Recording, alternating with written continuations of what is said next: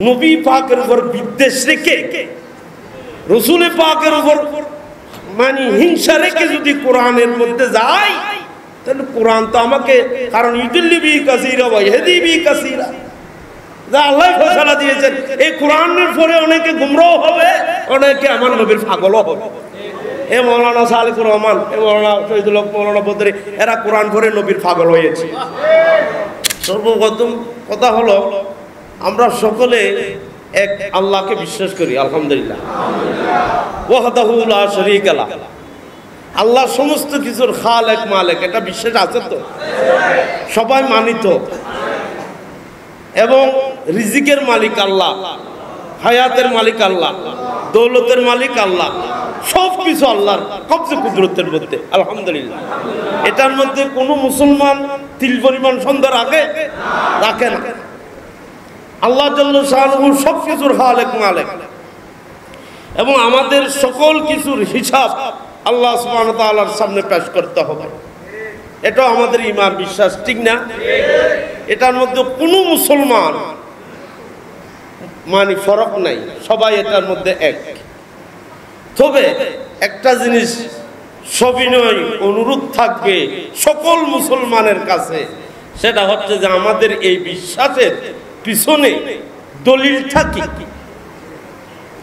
আমরা যে আল্লাহকে অগাধ মানতেছি, প্রাণ ভরে আল্লাহর জিকির, আজকার, নামাজ, রোজা, হজ, যাকাত, কোথাও কিন্তু মুসলমানরা পিছে নাই। বাইতুল্লাহ শরীফের কাছে যান, দিন দিন বড় হয়ে যাচ্ছে হেরমে মক্কা। মদিনায় পাকে যান, দিন দিন বড় হয়ে যাচ্ছে হেরমে মদিনা। মানুষ সংকুলন হচ্ছে না। মসজিদ আগে যদি পুরো একটা মহল্লায় একটা মসজিদ থাকতো, এখন একেবারে 2-3 ঘরে মিলে মনে হয় একটা মসজিদ, আলহামদুলিল্লাহ। এগুলি সব আলহামদুলিল্লাহ, শুকরতান আল্লাহ। ওরা আড়ি নবী ওয়া ইতরা বইতা পড়া জিবি বইতা পড়া আর আড়ি বললে আমি বাইর করে দিন বাজে আর 2-4 কথা কই মাই কেন মেজাজ গরম হলা মানুষ এই আর কি আল্লাহ আর আড়ি নবী এটা তুমি খামবো না দেখাই বইতা। অতএব আল্লাহ সুবহানাহু ওয়া তাআলা সকল কিছুর মালিক, এটা আমাদের সকলের বিশ্বাস। কিন্তু এটার পিছনে কোনো দলিল নেই।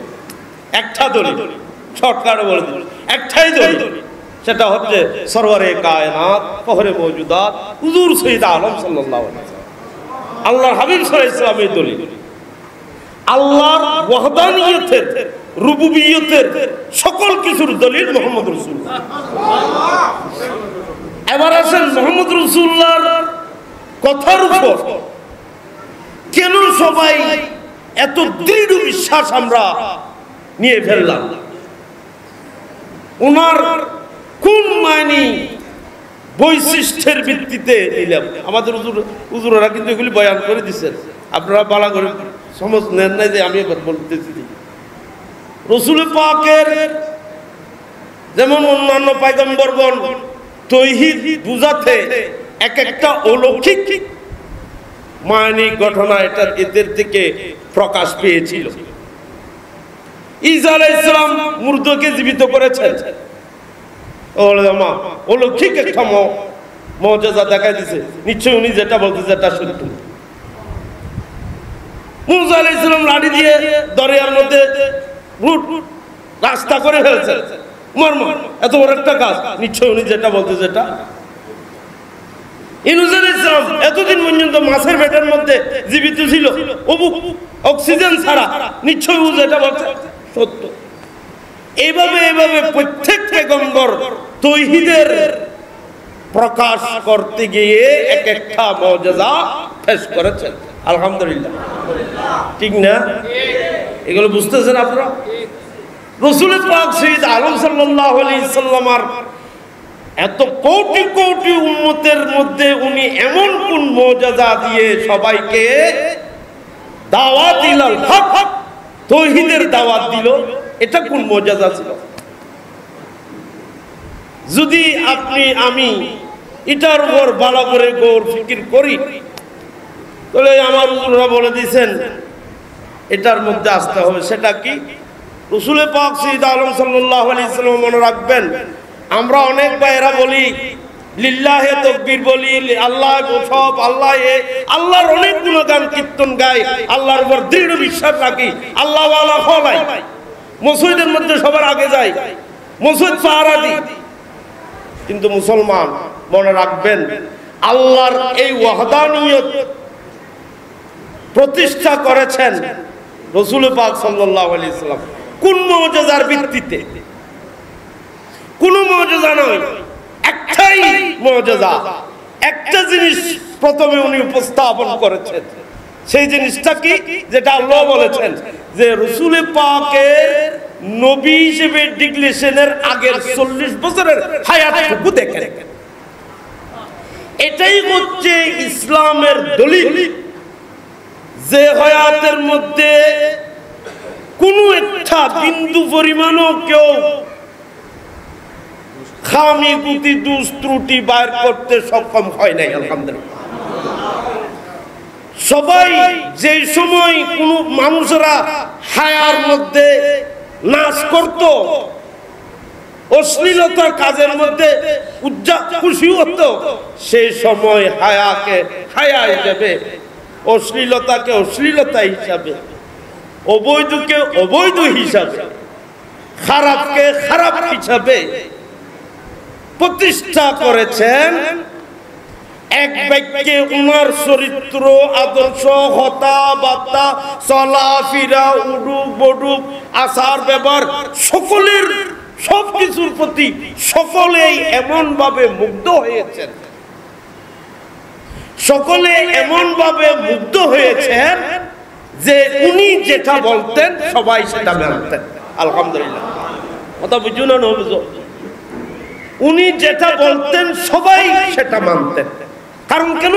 উনার মধ্যে অন্যায় ছিল না, উনার মধ্যে তরফদারি ছিল না, উনার মধ্যে পক্ষপাতিত্ব ছিল না, উনার মধ্যে কোনো হায়া ছিল না, বেহায়া ছিল না, উনার মধ্যে কোনো রকমের উঁচু নিচু ছিল না,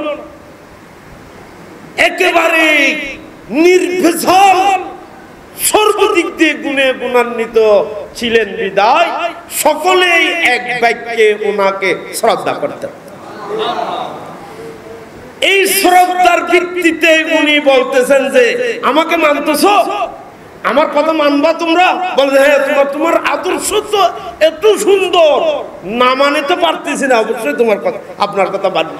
আলহামদুলিল্লাহ, তখন উনি বলতেছেন যে আমি বলতেছি এক আল্লাহ ওয়াহদাহু লা শারীকা লাহ, যিনি সকল কিছুর খালেক মালিক, তোমরা সেটাও মানি না। আলহামদুলিল্লাহ, সেই জায়গার মধ্যে যারা প্রকৃত ওনাকে মনে দিলে ওনার আদর্শের প্রতি দাবিত হয়ে ওনাকে শ্রদ্ধার সহিত মানেছেন, সবাই ওনার কথাও তো মেনে আল্লাহর উপর বিশ্বাস এনেছে। কথা বুঝছো না বুঝো নাকি এটা অন্য কোনো দলিল আছে না? ওনার কথার উপর সকলে আল্লাহর উপর বিশ্বাস স্থাপন করেছেন। হাসর নসর কিয়ামত সকল কিছুর উপর, জাহান্নাম জান্নাত না দেখেও সকল কিছুর উপর বিশ্বাস করেছেন। শুধুমাত্র ওনার কথা সাদিকুল মজদুক, অর্থাৎ উনি এমন সত্যবাদী, কখনো কোনো অবস্থায় কোনো সময় সামান্য পরিমাণও মানে জবান দিয়ে মানে বেহুদা কোনো কথাও আসে নাই। আলহামদুলিল্লাহ, সেই জন্য সবাই যারা মুসলমান হয়েছেন প্রথম যুগে তারা বলতেছেন যে এমন একজন জাতের জবান থেকে আল্লাহর তৌহিদের দাওয়াত দেওয়া হচ্ছে যার জীবনের মধ্যে তো কোনোদিন ভুল কিছু দেখি নেই। সুতরাং ইনি যেটা বলতেছে সেটাই সঠিক সত্য। সুতরাং আগে আল্লাহকে মানার আগে দেখতে হয়েছিল উনাকে, ঠিক না? কাকে দেখতে হয়েছে? আল্লাহর সব কিছু মানার আগে জানতে হয়েছিল, দেখতে হয়েছিল উনাকে। উনাকে দেখে উনার বৈশিষ্ট্যের ভিত্তিতে আল্লাহর উপর বিশ্বাস, ঠিক না? সুতরাং মনে রাখবেন এই কথাই, মানে এটাই মেসেজ, এটাই মেনে রাখবেন। বেশি লম্বা ওয়াজের দরকার নাই, এই একটা ওয়াজ যে তাওহীদ মানার আগে, আল্লাহকে মানার আগে আমার নবীকে আগে মানতে হবে, নবী পাককে মানতে হবে।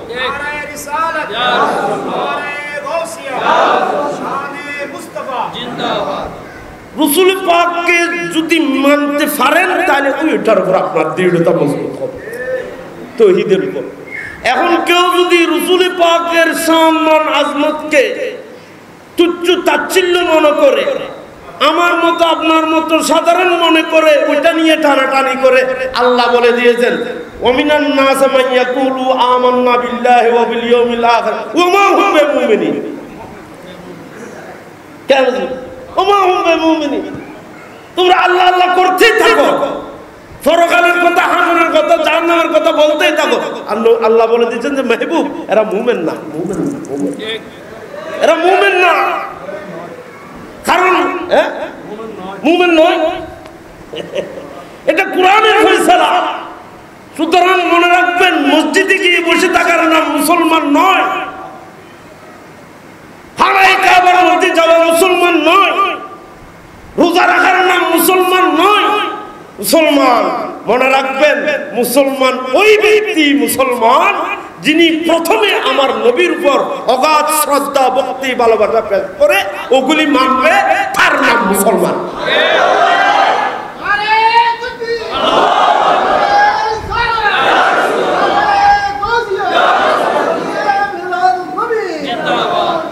আপনারা সবাই তো দুনিয়াদারি ভালো বুঝেন, বউ বাচ্চা বুঝেন, ব্যবসা বাণিজ্য বুঝেন, একটু এখানেও বুঝেন না ভাই। এটা না বুঝলে কেমন হবে? যারা আজকে রোজার ফুরজো এক বলে, তারাই কিন্তু আমার নবীর শানকে খাটো করে। কেন? যেহেতু তারা শানে মুস্তাফার মধ্যে দুর্বল, সেহেতু তারা ঈমানের মধ্যে দুর্বল, ঈমানের মধ্যে, কারণ তারা পাক্কা ঈমানদার নয়। কেউ যদি তাদেরকে ঈমানের সৈনিক বা মুসলমান বলে, তার কেউ তওবা করতে হবে, এদেরকে করলে হবে না, তাদেরকেও করতে হবে। সুতরাং মনে রাখবেন, আমরা এই তাজদারে নবুয়ত, এই মাহফিল, হযরত উলামায়ে ইকরামদের বয়ানাত এবং আপনাদেরকে শানে মুস্তাফার প্রতি উদ্বুদ্ধ করা, আঞ্জুমানে কাদেরিয়া চিশতের এই দাওয়াত কেন? একটাই জিনিস মাঝখানে এটাও বলে দিই, আমরা আমাদের দরবারের প্রধান মূলনীতির মধ্যে একটা বড় মূলনীতি হলো, আমরা তাসবিহ তাহলিল বেশি দিতে পারি না পারি, আমাদের দরবারের ভক্ত হতে হলে, মুরিদ হতে হলে, তাকে প্রথম আশিকে রাসূল হতে হবে। প্রথমে নবী প্রেমের তালিম নিতে হবে, তখন সে আমাদের দরবারের মুরিদ হবার যোগ্য হয়। কারণ আমরা প্রথম তাকে যে তালিমটা দিই সেটা হচ্ছে নবী প্রেম, নবী প্রেমের চর্চা। এটা অন্তরের মধ্যে যখন ধারণ করতে পারবেন, তখন নবী পাকের কথাগুলি, উনার সুন্নত, উনার আহকাম, উনার দেওয়ার বিধিবিধান সবকিছু আপনার কাছে মজা লাগবে। এখন আপনি রোজা রাখবেন কিন্তু রোজার মজা পান নাই, যেহেতু আপনি রোজার মজা পান নাই, সেহেতু আপনাকে পূজার রোজা একমত হবে। যদি নবী পাকের মহব্বত নিয়ে আপনি রোজা আদায় করতেন, তাহলে রোজার এমন মর্যাদা আপনার ভিতর সৃষ্টি হতো, আপনি রোজাকে রোজার অনেক উপরে নিতে দিতেন, রোজাকে রোজার স্থানে রাখতে পারতেন। যেহেতু আপনি এখনো মুসলমান হন নাই, অনুরোধ বিনীতভাবে, দাড়ি টুড়ি জুব্বা হুব্বা বাহার নাম মুসলমান নয়। মুসলমান উঠে উড়ায় যারা নবী পাকের সাহাবায়ে কেরামদের, বলতে গেলে তো অনেক লম্বাই চলে যায়, সাহাবায়ে কেরামদের থিওরি দেখেন, এরা তো রাসূল পাক সৈয়দ আলম সাল্লাল্লাহু আলাইহি ওয়াসাল্লামকে এমন ভাবে মানতেন যে মানার উপর আল্লাহ বলতেছেন যে ওয়া রাদিতু লাকুমুল ইসলাম দীনান। এটা হলো নামাজ রোজা হজ তোমরা আদায় করতেছো, এটার উপর আমি রাজি হয়েছি, এটা নয়। তোমরা যেইভাবে নবী পাককে এহতরাম দিচ্ছ, ফানাফির রাসূলের যে একটা অভ্যাস তোমরা দেখাচ্ছ, স্বভাব দেখাচ্ছ, এটার উপর আমি আল্লাহ রাজি হয়ে গেছি। সাহাবায়ে কেরামের বড় দিন পালনের মধ্যে এরা ছিল যে কি, নবী পাকের জবানের প্রতি আল্লাহ রাসূল কোন জিনিসের উপর খুশি। সাহাবায়ে কেরামের যুদ্ধ চলতো যে মানে আমার নবীকে কে আগে খুশি করতে পারে, ঠিক খুশি করতে পারে। হযরত উলামা ইকরাম তো আপনাদেরকে সব সময় বলে থাকেন, হুজুর সাল্লাল্লাহু আলাইহি ওয়াসাল্লাম যখন মানে কিছু খার কি আছে না আছে, মানে যুদ্ধ ক্ষতিগ্রস্ত ব্যক্তিদেরকে দেওয়ার জন্য যখন বললেন, তখন ফারুক আজম উমর ইবনুল খাত্তাব রাদিয়াল্লাহু তাআলা চিন্তা করলেন, হযরতে আবু বকর সিদ্দিক তো আজকে ওনার কাছে কিছু নাই, ওনার কাছে তো তেমন কিছু নাই, আমার কাছে কিছু আছে, আজকে আমি নবী পাকের বাবা ঠিক আমি নিতে পারবো। নিউজ ছিল যে এটা আমার নবী থেকে বাবা সাধুবাদ সন্তুষ্টি রেদাই, এটা আমি মানে ফারুক আজম নিতে পারবো আলহামদুলিল্লাহ। এটা মনে করুন বড় একবারে গাইড বেঁধে অনেকগুলি মাল দৌল যা খাবার টাবার যা কিছু নিয়ে গেলেন। সিদ্দিক খেয়াল করে ওনার বরের মধ্যে কিছুই ছিল না, কিছু ছাই আগুনের মাইল জ্বলছিল সেরকম ছাই, আর কিছু থানা ফাড়া খাবার সুবুর, এগুলি নিয়ে অল্প ছোট একটা গাঠি নিয়ে রসুলের পাকের দরবারে গেল। এটা কিনে ফারুক আজম ওনার গাঠটির চুড়ো দেখে ফারুক আজম বললেন, আলহামদুলিল্লাহ আজি মুস্তফার জবানে নিশ্চয়ই আমি ফারুক আজমের উপর সন্তুষ্টির একটা বাণী আসবে। এটাই ছিল ফারুক আজমের আকাঙ্ক্ষা। কিন্তু রসুলের পাক এমন আদেল, এমন আদেল, সুবহানাল্লাহ, যার নজির উনি কিয়ামত পর্যন্ত, পৃথিবীর সূচনা থেকে কিয়ামত পর্যন্ত এই নজির কিন্তু আর কেউ দিতে পারবে না। রসুলের পাক সাল্লাল্লাহু আলাইহি ওয়াসাল্লাম হাকিকত জানে, এটা কিন্তু এটাই তরিকত। এখানে হুজুর সাল্লাল্লাহু আলাইহি ওয়াসাল্লাম এটা জিজ্ঞেস করার প্রয়োজন কি ছিল যে সিদ্দিক ফারুক আজম তুমি তোমার বউ বাচ্চাদের জন্য কিছু কি রেখেছো বা এখানে কি পরিমাণ এনেছো? ফারুক সিদ্দিক আকবরের কাছে কেন এটা জিজ্ঞেস করলেন? ফারুক আজমের কাছে কেন জিজ্ঞেস করলেন? যা আছে তা তো দিয়ে দিতে পারতেন না। নবী পাকও কিন্তু ওনাদের কলবের খবর জানতেন। আমার নবী দেখতেছেন যে কি আজকে আমার থেকে ফারুক আজমের নিতে চাচ্ছে বাবাটা, কিন্তু আল্লাহর মর্জি তো সিদ্দিক আকবরের উপর, কিভাবে দেব? তখন রসুল পাক সাল্লাল্লাহু আলাইহি ওয়াসাল্লাম একটা সূরা দিয়ে দিলেন যেখানে ফারুক আজম নিজেই সিদ্দিক আকবর যাতে তারিফ করতে পারে, আমি না, উনিই বলো, যার কলমের মধ্যে এটা আসছে উনিই বলো। তখন রাসূল সাল্লাল্লাহু আলাইহি ওয়াসাল্লাম বললেন, ফারুক আজম উমর ইবনুল খাত্তাব তুমি তো এখানে অনেক কিছু নিয়ে আসছো বউ বাচ্চাদের জন্য। বলে ইয়া রাসূলুল্লাহ আমি ওনাদের কাছে ওনাদের জন্য পর্যাপ্ত পরিমাণ রেখে বর্ধিত বাকি সব হুজুর আপনার কদমে পাকের মধ্যে নিয়ে এসেছি। সুবহানাল্লাহ। আচ্ছা মাশাআল্লাহ। সিদ্দিক তুমি আবু বকর সিদ্দিক বলে ইয়া রাসূলুল্লাহ আমি আমার ঘরের মধ্যে বউ বাচ্চাদের জন্য আল্লাহ এবং আল্লাহ রাসূলকে রেখে আসছি, বাকি যা কিছু পেয়েছি সব আপনার কদমে নিয়ে আসছি। তখন এই জবাব শুনে ফারুক আজম বলতেছেন যে ইয়া রাসূলুল্লাহ বাবাটা আমি নেওয়ার যোগ্য নয়, সিদ্দিক আকবরই নিতে হবে। এটাই ছিল সাহাবায়ে কেরামদের এতেকাদ। এখন বড় বড় ইসলামের পণ্ডিত সেজে, সাধু সেজে, মাওলানা সেজে, বড় ইসলামী মানে পণ্ডিত মনে করে যদি আজব আজব কথা বলে মানুষদেরকে বিভ্রান্ত করো, তাহলে তো এগুলি অত্যন্ত বুঝে যাবে যে আমরা নির্বেজাল বুঝতে পারবো যে এরা ইহুদি নসরার সাথে এদের সাথে কোনো একটা কানেকশন আছে। এরা বড় বড় মসজিদ দখল করতে পারে, বড় বড় ফুস দখল করতে পারে, রাষ্ট্রের মধ্যে অনেক মজবুত অবস্থানে যেতে পারে। মনে রাখবেন পিছনে কিন্তু ওনাদের ভালো হাত আছে। না হয় ইসলাম নিয়ে এত সিনিমিনি করা কি প্রয়োজন ছিল? কি প্রয়োজন ছিল? ইসলাম তো এগুলির নাম নয়। হ্যাঁ, এখন দেখেন অত্যন্ত দুঃখের সহিত আমাদেরকে এগুলি বলতে হয় যে আপনি মসনদে চেয়ারে বসার জন্য ইসলাম বিক্রি করে দিবেন? আপনি ইসলামের এত নিচু নামাইয়ে দিচ্ছেন ইসলামকে, মন্ত্র ভরে গিয়া ভরে গীতা ভরে এই ভরে সেই ভরে। কি দরকার ছিল মুসলমানের বাচ্চাদের? তোমার কাজ তুমি করো, ওদের কাজ ওদের করবে। আমাদের রাসূল পাক সাল্লাল্লাহু আলাইহি ওয়াসাল্লাম অতটুকু বলেছেন লাকুম দীনুকুম ওয়ালিয়া দীনের, এটাই মর্ম যে কি ওদের উপর যাতে অন্যায়ভাবে হামলা করা না হয়, ওরাও যাতে আমাদের উপর হামলা না করে, এটাই তো বিধান ছিল। এখন আপনি ওনাদেরকে ওদের কাজের মধ্যে উৎসাহ দিলে তাহলে তো ওরা বলবে যে না মুসলমানরা তো আমাদের উৎসাহ দিচ্ছে, মনে হয় আমাদের ধর্ম ঠিক। এরা ধর্ম রক্ষাকারী নয় ভাইয়েরা, এরা ধর্মকে শেষ করে দিচ্ছে। সুতরাং এখনো পর্যন্ত যদি মুসলমান জাগ্রত না হয়, জাগ্রত হবে কখন? এটা মুসলিম সংখ্যাগরিষ্ঠ রাষ্ট্র হলে হবে না, সবাই মুসলমান হলে হবে না, ঈমানের উপর সবাই ঐক্য হয়ে যেতে হবে, ঈমানের উপর সবাই মজবুত হয়ে যেতে হবে। মজবুত হতে হলে একটাই থিওরি, সেটা হচ্ছে যে কি রাসূল পাকের প্রেম ভালোবাসা।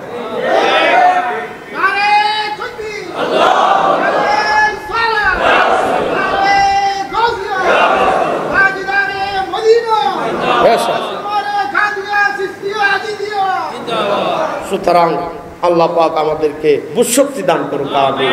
আমরা সকলে চাই কারোর সাথে আমরা দাঙ্গা হাঙ্গামা নয়, বুঝার জন্য বলতেছি, কেন বিভ্রান্ত বিভিন্ন কিছু এইগুলি।